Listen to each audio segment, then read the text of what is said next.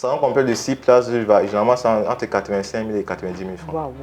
Aucun salon ne dépasse 100 000 francs. Il ne faudrait pas attendre d'abord que toutes les conditions soient réunies pour pouvoir se lancer. Sinon, vous n'allez jamais vous lancer. Arnold, c'est un visionnaire. Et je dirais qu'il faut rêver grand, commencer petit et surtout commencer maintenant.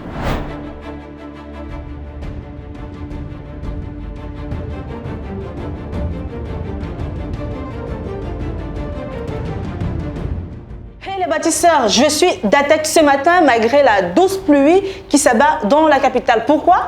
Parce que ce matin, je vais à la rencontre d'un entrepreneur exceptionnel, celui-là même qui a le sens de l'innovation. Du coup, j'ai enfilé mes baskets, un pantalon et un t-shirt parce que nous allons passer des instants magiques avec Arnold, entrepreneur qui déjà de par son génie est un créateur exceptionnel.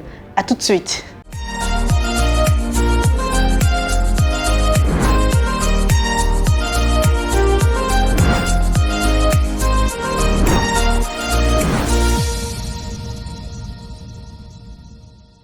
Coucou à toi Arnold et bienvenue dans la meilleure des émissions entrepreneuriales. Merci Elise. Je t'en prie, c'est déjà un plaisir pour nous d'être avec toi.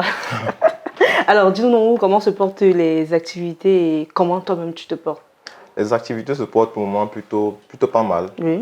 C'est vrai qu'on a toujours des difficultés comme toute jeune entreprise, mais avec le temps on essaye de s'adapter. Alors pourquoi tu t'es donné pour mission principale justement de contribuer au recyclage et la valorisation des déchets plastiques?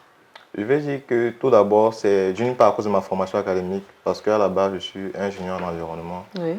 J'ai fait mes études à l'Institut des sciences halieutiques de l'Université de Douala. Au cours de ma formation, j'ai remarqué qu'il y avait un énorme problème de pollution plastique. Oui.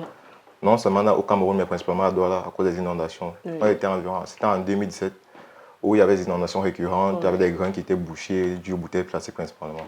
Donc c'est de là qu'est partie l'idée de savoir comment on peut faire à notre niveau, surtout à mon niveau en tant qu'ingénieur en environnement, de contribuer au recyclage et à la valorisation de ces déchets plastiques-là.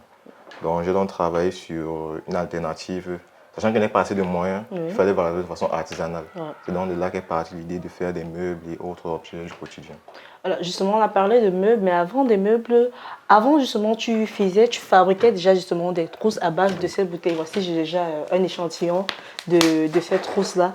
Et aujourd'hui, tu nous présentes ta nouvelle collection qui sont des fauteuils, des chaises, des poufs. Mais dis-nous, comment t'es venue cette idée justement? Parce que c'est vraiment une idée innovatrice. Disons que je me suis dit, les déchets en général, on ne sait pas quoi en faire. Oui.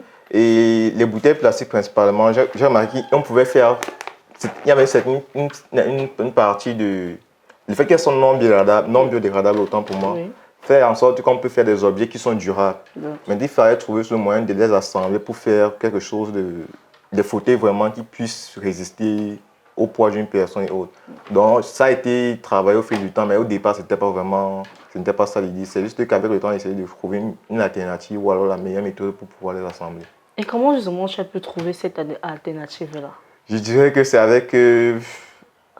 c'est comme ça, je ne vais pas dire que c'est tombé du ciel, mais des recherches aussi d'une part. J'essaie de voir si quelqu'un n'a pas essayé de faire ça ailleurs, comment je peux faire à mon niveau. Le type de bouteille également. Au départ, on utilisait peut-être des bouteilles d'eau, ce n'était pas assez solide, il fallait utiliser des bouteilles de jus et tout. Donc, au fil du temps, qu'on a trouvé vraiment la meilleure technique en tout cas. D'accord, donc il faut un type de bouteille. Il faut un type de bouteille particulier. Voilà. Et comment faire pour se fournir justement? Combien coûte un de vos fauteuils, un de vos poufs, que ce soit même la création? Parce qu'on s'est rendu compte également, vous faites dans la déco, c'est pour décoratif. Donc, faites un peu de tout en fait. Oui, on fait un peu de tout. Nos principaux produits actuellement, il y a les trousses par exemple qui coûtent, celle-ci coûte 1000 francs. 1000 francs CFA. On a les 5 modèles qui coûtent 1500. On a des modèles plus grands également pour biberon, mini thermos, 2000 francs. Quant aux meubles, les fauteuils, une place comme celui-ci coûte 15 000 francs. On a les poufs à partir de 8 000 francs, les canapés 25 000, 2 places, 35 000, 3 places. En fait, les poufs sont abordables en tout cas pour la place. C'est vraiment abordable en fait. C'est aussi ça l'idée du projet. Et pour un fauteuil, en fait pour un salon complet? Oui, salon complet de 6 places, généralement c'est entre 85 000 et 90 000 francs. Aucun salon ne dépasse 100 000 francs. C'est super intéressant. Alors, depuis combien d'années déjà existe votre structure? Notre structure existe depuis 3 ans, mais nous sommes légalement constitués en salle depuis octobre 2019. Et y a-t-il une histoire particulière qui se cache derrière le nom que vous avez choisi, Bottle Fourniture? Le nom, en fait, c'était pour que quand on voit le nom, quand on lise le nom, on puisse directement connaître ce que nous faisons. Parce que Bottle Furniture, traduit littéralement, ça signifie meuble en bouteille. Voilà, donc c'est de là qu'est parti le nom. Parce que c'est notre identité en fait. Et quelles sont justement les difficultés que vous, en tant qu'entrepreneur et avec votre structure, vous rencontrez au quotidien et comment vous faites justement pour pouvoir gérer cela? La principale difficulté d'abord, c'est la visibilité. Vous avez remarqué, nous ne sommes pas en bordure de route par exemple, et on avons de boutiques d'exposition et autres. Donc pour pouvoir, c'est vrai qu'on a des produits très attrayants, mais ils ne sont pas assez mis en valeur parce que nous n'avons pas un espace adéquat pour cela. Actuellement, nous faisons plus la publicité, uniquement la publicité même sur le digital, les réseaux sociaux et autres. Et ensuite, le deuxième problème, c'est un problème de financement. Pour pouvoir accroître notre entreprise, développer l'entreprise en tout cas. Et satisfaire la demande un peu partout. Parce qu'on a une demande à Yaoundé par exemple, à Kribi et autres. Mais nous n'avons pas satisfait parce que nous, justement, n'avons pas assez de moyens pour cela. Ah, d'accord, d'accord. Et justement, à l'extérieur, j'ai constaté que vous ne faites pas uniquement dans les meubles, dans les bouteilles, parce que tout à l'heure, quand j'entrais, je m'étais captivée. Vous faites également dans l'élevage des poissons. Pourquoi avoir choisi principalement ce domaine-là aussi? Bon, on fait l'élevage des poissons, mais en fait, l'idée de départ, c'était de faire des infrastructures aquacoles durables à partir de bouteilles toujours. Donc, on fait des bacs piscicoles en bouteille. On appelle ça, on a le nom de bottle tank. Voilà.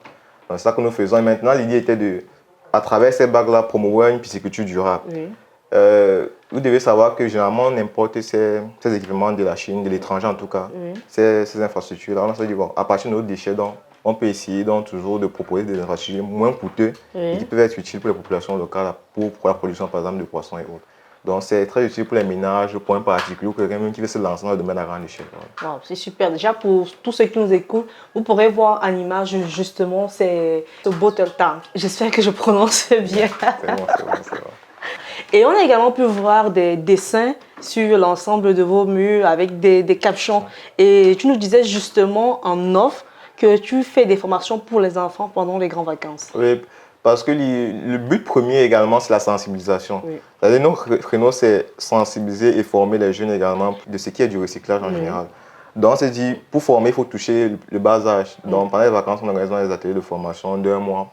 On invite les parents à envoyer leurs enfants pour qu'ils s'inculquent sur des aspects de développement durable, de recyclage. Même à la maison, les enfants peuvent maintenant recycler les bouteilles qu'on jette généralement, faire des objets décoratifs pour poser à la maison et autres. Donc, c'est aussi ça. D'accord. Donc, tous ces dessins qui sont là, avec des bouchons, ce sont les enfants qui ont eu le font pendant les vacances. C'est super intéressant. C'est super intéressant, vraiment. Alors, on va partir sur un chiffre. Et sur un mois, combien de ventes peut faire Bottle Furniture?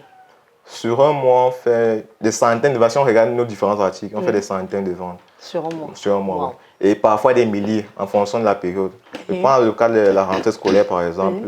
Cette trousse, par exemple, on les commercialise en grande quantité. Donc, les chiffres, vraiment, ça varie, mais c'est plutôt croissant. C'est plutôt croissant, voilà. Alors, vous en avez justement parlé de manque de visibilité. Alors, qu'est-ce qui, pour vous, peut causer ce manque de visibilité-là?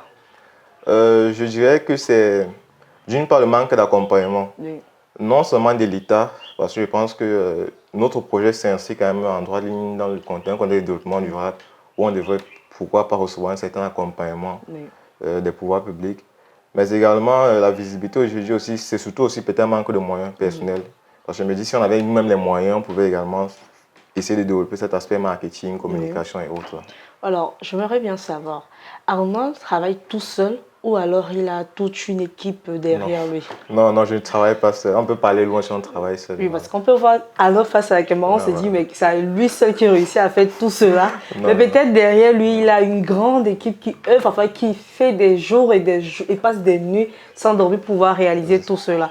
Et justement, face à la caméra, on aimerait que tu t'adresses à eux et que tu leur dises vraiment ce que tu penses d'eux.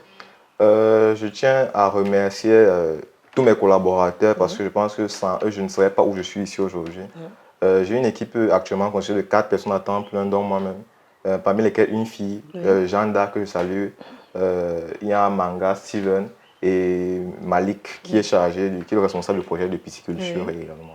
Ce sont les personnes à temps plein avec qui je travaille pour le moment. Voilà. C'est vrai que nous sommes là assis à deux, mais derrière la caméra, il y a bien évidemment quelqu'un qui est assis. Il est là, je crois, peut-être avant nous. Et on a des caméras braquées sur nous, mais lui-même également, il sert de caméra. Et on lui passe derrière coucou. C'est lui Malik? Non, c'est lui Steven. Ah, c'est lui Steven. Non, Steven, on te passe justement le coucou. Et on espère également que toi, de ton côté, tu te portes bien. Alors, si tu avais un conseil à donner à toute la jeunesse, à tous ceux qui nous écoutent, à tous ceux-là qui, comme toi, rêvent de se lancer, à tous ceux qui, comme toi, ont un projet, mais peut-être tardent à le réaliser, qu'est-ce que tu diras? Je dirais qu'il ne faudrait pas attendre d'abord avoir que toutes les conditions soient réunies pour pouvoir se lancer. Sinon, vous n'allez jamais vous lancer.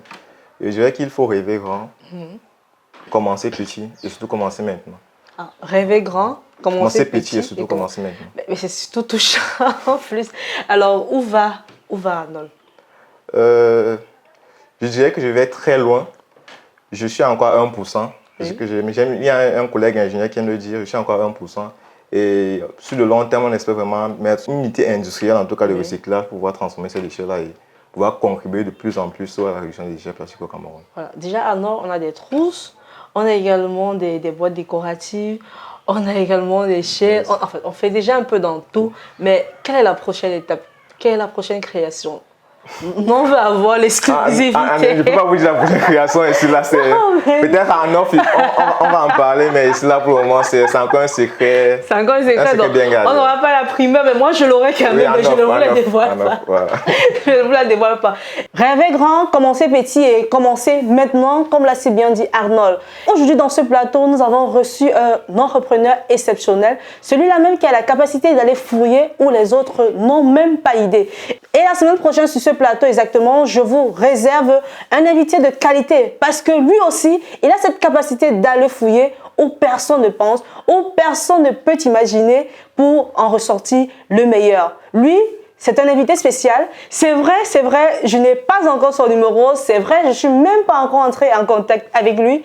Mais je suis sûre que rien que pour vous, je suis capable de faire l'impossible. Mais déjà, je vous donne un indice. Lui, il a cette capacité de transformer le foléré en shampoing.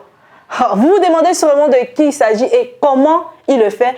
On aura les réponses la semaine prochaine. Abonnez-vous à la chaîne, activez la cloche de notification et rendez-vous la semaine prochaine. Bye bye!